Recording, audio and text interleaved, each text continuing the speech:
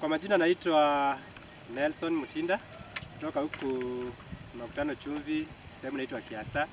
Mimi ni mkulima wa nyuki na ninafuga nyuki katika shamba langu.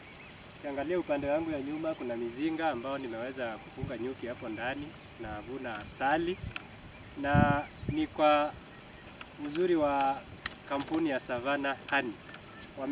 Wameniuzia mizinga ya kufuga nyuki na pia wamekuwa wakifuatilia kuona vile kilimo changu kiko, na nashukuru sana pia Savannah Honey juu wanafuatilia pia kuninunulia asali ambayo ninavuna kutoka kwa kilimo changu.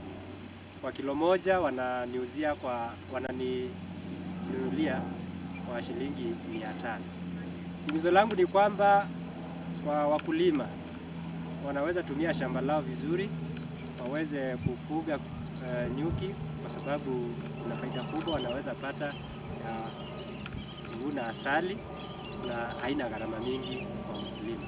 So kwangu ni pale nimekuwa kwa kilimo kwa muda mrefu, nilikuwa nimefunga ng'ombe, mbuzi, kuku, lakini mwisho nikaona hazina faida. So nikaamua kuanzisha kilimo cha nyuki.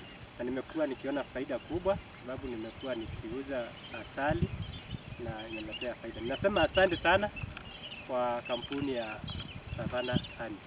Wamekuwa wakifuatilia sana kuona vile ukulima wangu unaendelea.